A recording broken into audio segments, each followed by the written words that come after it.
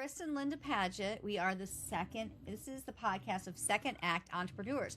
We are half old and are starting different things, new things at this later part of our life.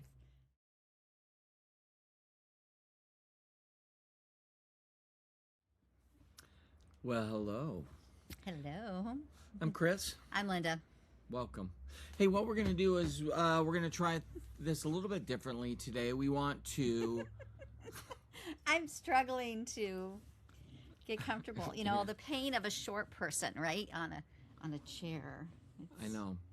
We're going to try to have more of a conversation with ourselves. This is... Actually, that's kind of awesome.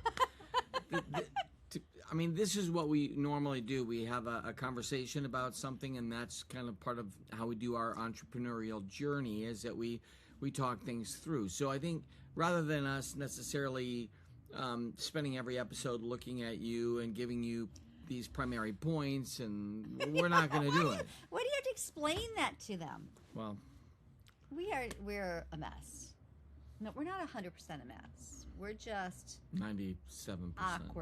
Awkward mess. We are old, but not that old. Not that old. You know, like, okay, so first of all, introduction again.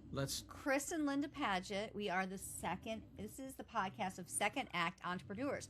We are half old and are starting different things, new things at this later part of our life, right? We're just beginning. Just beginning. As far as I'm concerned. So, you know, okay, we've been married for 35 years. We started dating when we were 17 years old, and high school sweethearts. Chris didn't have this rugged, handsome facial hair that's really disobedient and flies all over the place. But it's wispy. But what was I saying? We've been in the 35 years. Okay. You don't stay married that long with somebody and without recognizing that you have weird elements. Each of us have weird parts about who we are, right? Actually, I heard recently, I think it's John Gottman, who is a clinical psychologist who does a lot of work in couples therapy and stuff. He and his wife are like the pros at this. But he said that at the end of your marriage, you're still going to have the same problems that you had at the beginning. So 50 years into marriage, you're going to still have the same problems that you have at the beginning of your marriage. What are you doing? Am I boring you that you have to start doing something? I'm worried about the audio, honestly, but and so I think you have to put this in, then that works. But I don't know. I know, but we're not using mics, so. I'm sorry what I'm saying is not exciting to you. It is. John Gottman is there. The Gottmans are great. So the point is, you have the same problems after 35 years that you have at the first few years, which is, in our case, Chris's attention span is a struggle. He's easily distracted. But what I wanted to say was that it's our outlook on life sometimes is very different, right? And we balance each other out, because in this episode we want to talk about how we work together and still be married, and we're not killing each other, and we're not getting divorced, and we're doing okay with this, right? So how are we doing this? But it's this recognition that we have different personality quirks, and I have gone down a long tangent here to say that. Welcome to the show. But it's wow. I'm gonna make my point though. That's okay. Take your time. I got nothing else. I got nowhere else to be. Thanks for not rushing me. I'm loving all of this. But it's this idea that we have different personalities, right? And so in this podcast, you're going to see that Chris is very different than I am, but his outlook on life is so different. And sometimes it's like, here we are at the second half of our life. The other day, Chris said, now that we are basically in the last leg of our life. And I was like, what do you mean the last leg of our life? He's like, basically, we're approaching death is basically what he was saying. And I was like, dude, we are only in our 50s. What are you talking about? I have at least another 40 years of living to go. But it's just that his mentality is he can have kind of a more negative slant on things. But then he also is a bigger dreamer than me. And I'm a pretty good dreamer. This episode is going great. But it all goes to the point of how do you work together with someone that you're married to without killing each other? Okay, I'm going to let you talk now. Okay. Well, first of all, I will say that it's true that I am easily distracted. So right now, I'm hearing the dog snoring. I'm wondering if you're hearing Agatha's well, at snore. least she's not like gulping up a whole bunch of water. Right. Also, they just had the fire station just gave its signal, and because that's what we do at 8:51 in the morning here in Camden. We make a signal, and then yeah, I noticed that you're still positioning yourself. So I feel like you're probably still trying to figure out how to. I probably will keep moving. No, I'm going to keep moving because I don't want to be like I don't want to be on a stage. Yeah, in you're this not. Podcast. You're on a couch. I want to be natural. I want to feel more natural. Totally so well, I don't probably look supernatural. You do look supernatural. Supernatural. Yeah. Anyway. Well, wow. okay. So, how to run a business without killing? How to run a business together without killing your spouse?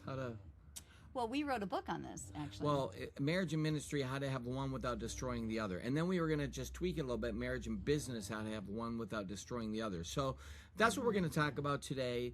I will say, Linda's a mental health therapist. And so one day, recently, she told me that I was a ADHD or something along those lines. And I thought, well, now you tell me. There were signs. Yes. But your dad said that. My dad said if he'd have known about Ritalin, I'd have been on it. But right. But that back in the 70s, they But on this podcast, there's no diagnoses going on, and we're not diagnosing one another. Mental health advice happening here, unless it's just towards him. Correct. He needs a lot of that. So let's talk about business. Now, I listened to a couple the other day. They've been doing business for decades together in a variety of different ways. He's a teacher, and she works for a diocese. But they also do youth groups together, and then so like their whole life is like going like this, in and out. Mm-hmm. And the question was asked basically like, so what was the hardest part of doing that? Yeah, what's the hardest part? And he said, it's being together. What's the best part? It's being together. And there is something about that that's probably true for a lot of people, but for me, in 99% of it is just, for me, it's being together. That's the best part of it. Maybe 1% occasionally is a difficult time. Now, you might reverse that for Linda. So right, I was like, I love being with you. I think we're awesome together. I do I think that we do 99% of the time have a good time together. Yeah. Typically right before we do something like this, we might fight because we always found that that's the case, right? We kind of did. Right. Like, not too bad. We always say this. We do marriage ministry type of events all around the world, actually. And we always talked with couples that right before you do something like this that's positive, you're going to have an argument. And so, so it might happen here.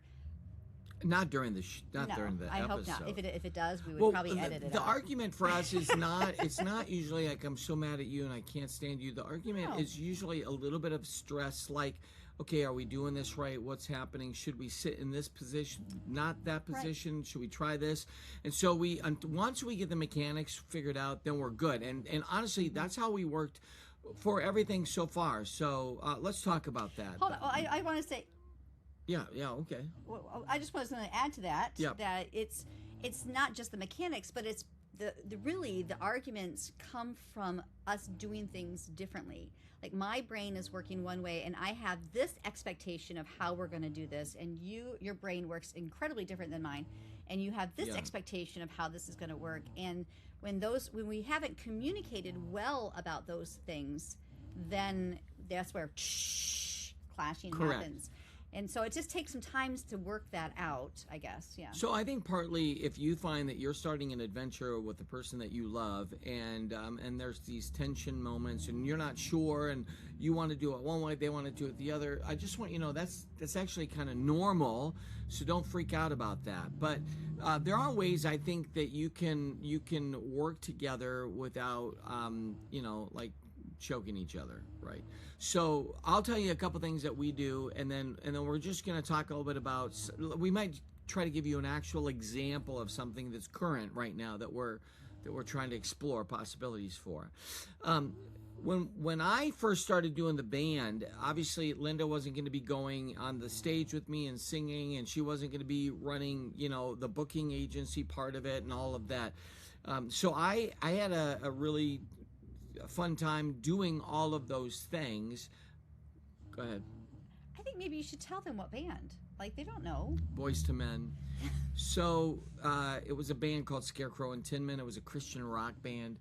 Back in the 90s. Back in the 90s.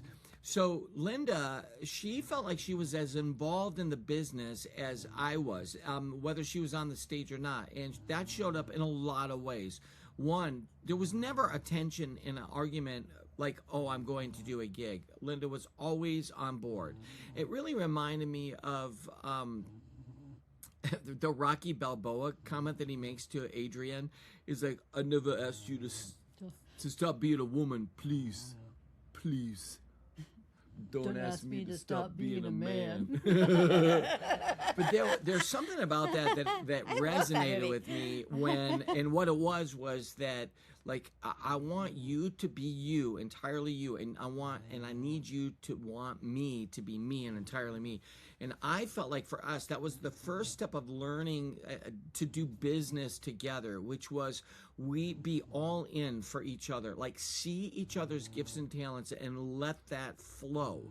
And that's what we did. Right. I think that it was, it's unity, right? That I was okay, even though you're traveling around the country, you're gone a lot, and I'm dealing with kids at home. We were unified on that. So even though the roles were different, as long as we were on the same page of this is what you're doing and this is what I'm doing, and we're supporting each other and we see each other's gifts, then we're fine. So the unity is the number one most important thing in doing any kind of business together, because even though, again, we were in business or ministry together, our roles were incredibly different, but we were unified on that. Yeah, I think that, I don't know what else I was going to say. That's all right. I mean, I like that idea of unity, Yeah. because what we realized is that unity in our marriage and unity in the way that we were making a living and the variety of different ministry scenarios, unity was going to be the key. And really advocating for each other, like being the hero for each other. Right. And we had different, even at that stage, we had different dreams. Your dream was to really go full-time into ministry and to really explore what that looks like to trust God with everything, to express your artistic talents with music.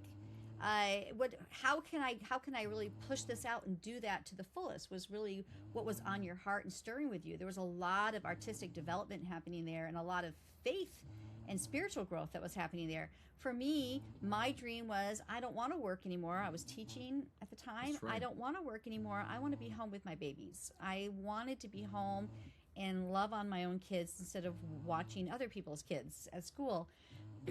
And so you were okay with that. Even though we were dirt poor because we both literally quit our jobs at the same time. I quit teaching, you quit working, so to go full-time in the ministry, you weren't freaked out with that. You weren't like, no, Linda, you need to keep working because somebody has to have a solid income. But you trusted that if this is where God was leading us and this is what we want to be happy, then it was going to work out. And we were dirt poor. We had people giving us groceries and toilet paper on our doorstep. It was amazing. I mean, I remember crying one time when someone brought us toilet paper because we had nothing. It was unused. Yeah, it was unused. But I think that's where the piece of being unified on this, but also respecting that we can both have our dreams, and it might be scary, but if we are both doing what we love to do, we're happy, and that's going to make a better marriage instead of one being the martyr, completely sacrificing everything, right? And there might be times of that in a relationship, but anyway, and I think that has been always the case. All the way through, that has been the case with us, and here we are now, years and decades later. Still, our dreams are not exactly the same. Opening a bookstore wasn't my dream, but man, I want to encourage you on that. I'm excited about that for you. I do like being with you in this environment. I'm excited about retail books. I don't know, there's a lot about the business I love, but it's not fully my dream. I have something over here that is huge that I know I'm working towards, and he's my greatest cheerleader on that. So unification, but not necessarily exactly the same thing. There's something happening out there. It's okay.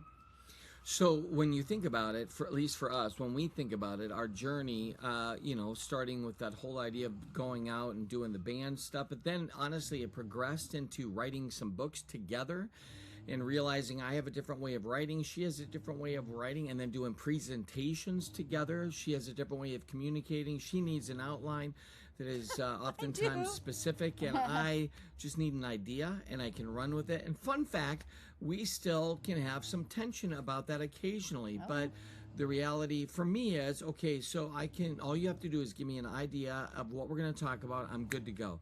But for Linda, she wants a little bit more specifics. And why would I argue about that? That's going to help her to be at peace. Let's figure that out.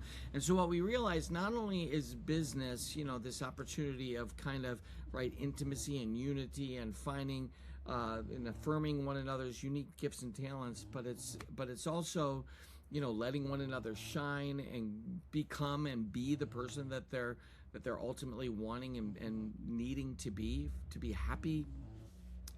It brings us, as Linda said, to today. And we're sitting in the Letter and Leaf bookstore here in Camden, New York.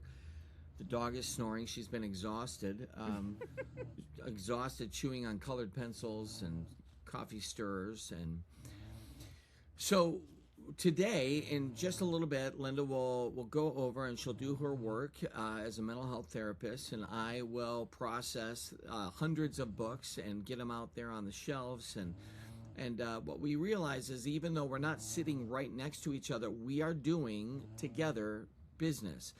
The Letter and Leaf is really the heartbeat of what it is that we're doing now. It is body, mind, and spirit. How do we impact a person intellectually, emotionally, right, psychologically, spiritually? How do we encourage them? And that business of loving and impacting and encouraging a human person is, I think, our great call. And the Letter and Leaf is, right, the banner on which we do it, whether it's me still traveling and doing talks, or we're speaking at a corporate event, or Linda making tinctures and herbs for her herbal business, or mental health therapy, personal growth. I think that's what we do. I do think it's nice to have like a big manifesto, almost this big vision of who are we together. What does that mean for us to do something together? And even though it might look and present differently in different scenarios, but this is the big thing. It's us together, and we love people. We love messy people. We want to be there for that person. And how does that look? It can be selling them a book, or it could be doing counseling, or it could be speaking. It's all these different things, but it's us together. And the name Letter and Leaf is a representation of us together. This is us together. You're the letter, I'm the leaf. That's awesome. Right? And Yeah. that this came out of this idea of how do we unite these two ideas of who we are, specifically the books and an herbal business, basically, right? And so and this journey on this podcast is us walking out in real time, living out in real time, discussing in real time what is happening with us and how do we figure this out? How do we grow this? Because we are not experts in business. Both of our education comes your high education in theology. My education is in counseling psychology. So like we neither one of us are business people, even though we've been in business, ministry business right, 30 years. Yeah, for 30 years. But I don't know that I like that this is, again, is even the name is the unity of us together, and that we're figuring this out together. But it can have its challenges. Right. So when we say marriage and ministry, how to have one without destroying the other, or marriage and business, how to have one without destroying the other, what's an example? So obviously, right, again, learning what we've learned over these last decades. Linda has gifts and talents. I don't. I want her to thrive in that. That we're better together than we are separately, that we're both ministering even if it looks different, or we're both doing business even if it looks different. But we're doing it together because we want to impact the body, the mind, the spirit. So an example is this, is that when we started to do the bookstore, we got into a rental agreement. And I think what we realized over time is that it would be, ultimately, the ideal would be we own a building. So because I have so many books, one of the things we were thinking is we need to get another building. Also add to that, in just a matter of a couple months, Linda will be out on her own, and she'll want to open up her own mental health therapy business. And so we thought maybe it's time for us now to look into a business, like actually owning like a business building that would allow for both of the things that we love. Because again, body, mind, spirit, how do we impact that person? It could have room for a bookstore. It could have room for mental health. And it could have room for a chiropractor, which we both would love. It could have room for a massage. Yeah. It could have room for a variety of businesses. And then we could have this building where people come and they have, a one-stop shop for a lot of different things. And so as we looked around for businesses, we became overwhelmed. And the overwhelming reality is like, oh my gosh, financially, buildings are not cheap. Corporate buildings are not cheap. And for all that we want to do, that's really not cheap. And so we really, stressed a little bit. We weren't having huge arguments, but in our mind, I think there was a little bit of, I'm going to have to compromise this if we do that building. And I'm going to have to compromise that if we do that building. And I think one thing that occurred to me, which was a consolation, which was, this isn't the last building that we would buy. This is the beginning of a variety of buildings. What if I franchise the Letter and Leaf? And so what that meant was, not everything has to be perfect in this building. It's not our one and only building in which everything has to be exactly the way that we envision it. And I realized, okay, well then that means that I could have a variety of buildings that express different parts of what I love about a bookstore. So how does that apply to what your point is? The point is that at some point, I think for us, we started to think, what if we just rented, right? Hey. Hi.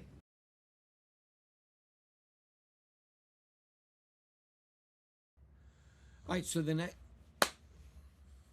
next point is a shared vision. If you don't have a shared vision, then you can become resentful, and you can become upset when things, pop up and interrupt the flow of what you envision. I mean, to be honest, it's preconceived ideas, which we talk about a lot in a variety of different places. If you have a preconceived idea about what it is that should happen, what it is that is supposed to take place, when something disrupts that preconceived idea, there can be anger and frustration. And if you don't have the shared vision, then people have a tendency to take that out on one another. Right, and I think that in our situation, starting this whole new adventure later in our marriage, later in our life, it's easy, especially for anybody else who wants to start something different later in life. It's easy to think that I have this preconceived idea of this is what my life is going to look like. Our kids are almost all grown. They're almost all out of the house. I had this preconceived idea that I wanted one day to be able to have this freedom with my time, to be able to do what I want to do with my time instead of always be busy with everybody else's responsibilities, all the kids' responsibilities, right? But then here we are now starting businesses, and you had the preconceived idea that, hey, I'm going to open a bookstore and Linda's going to want to hang out with me every moment that I'm here. She's going to want to be with me in this space. Right. And that's where there's been some tension there. Me adjusting to this new reality that, okay, I'm not going to be able to be at home and take care of the home and keep, all the things that I thought maybe one day I would be able to have that freedom to do, I can't do because now I'm working and I'm starting businesses but I love that. I love the dreaming. I love the schooling. I love all of that.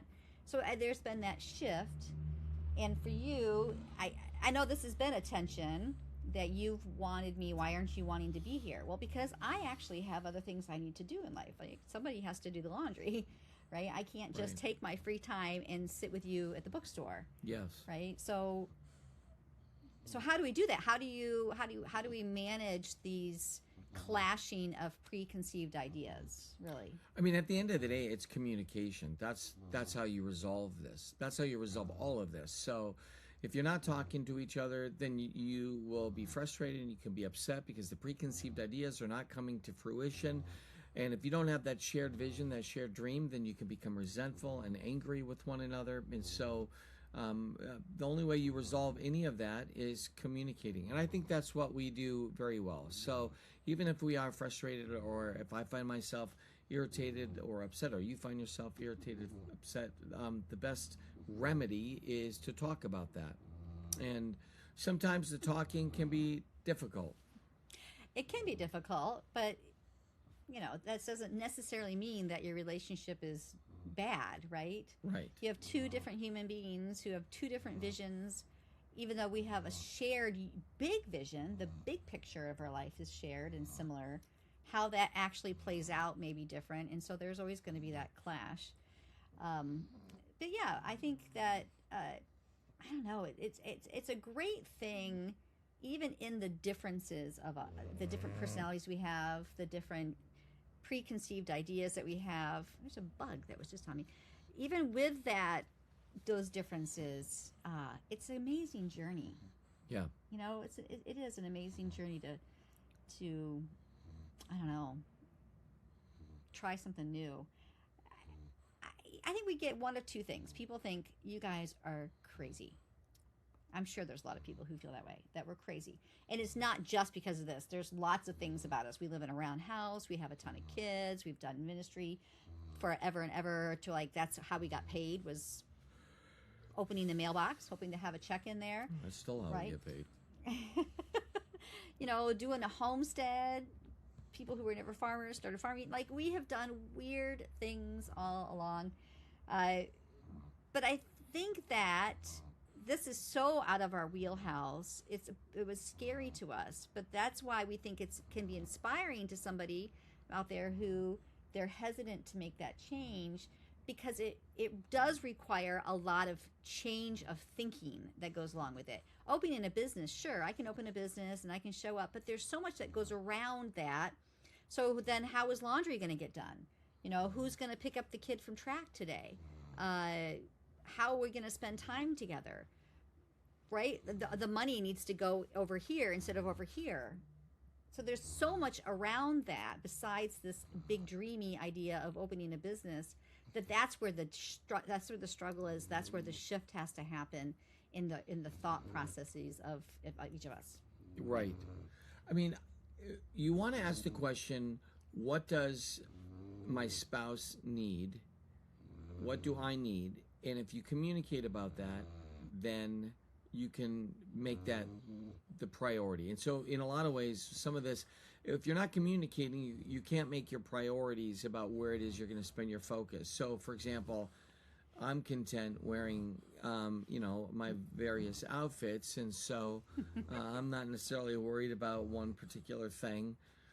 If Linda's going to do laundry, then maybe you can throw a couple of my things in there too, and I'm Right. focused on different things. But for you, if that's important, then I need to respect that. And so today's laundry day, or if you're doing work for academic for writing and things of that nature, then I need to respect that because that's important to you. And I think what can happen is if I think that only what I'm doing is important because, this is the business and this is Right. what I'm supposed to do, then you can have huge arguments because even if Linda's not 24/7 in the store with me, it is our business. Even if I'm not 24/7, helping with the herbal stuff, it's still my business. So because of that, we have to know there are certain areas in our life that we'll sacrifice so that that dream can come to fruition. And it's a little bit of a tightrope walk, but if you're communicating, if you're recognizing this is what's a priority, this is important, then you can make room for that. And I think that really that's it. Simply make room for each other's dreams because it's a shared dream. So business, maybe one person's a little bit more excited about that particular part of the business and one person's a little bit more skilled in another part of the Right, business. which is a good thing, Which is a great thing. but it can be conflict. You comfortable? Yes, she's comfortable. So, okay, so wrap up, right? Wrap it up. We have unity.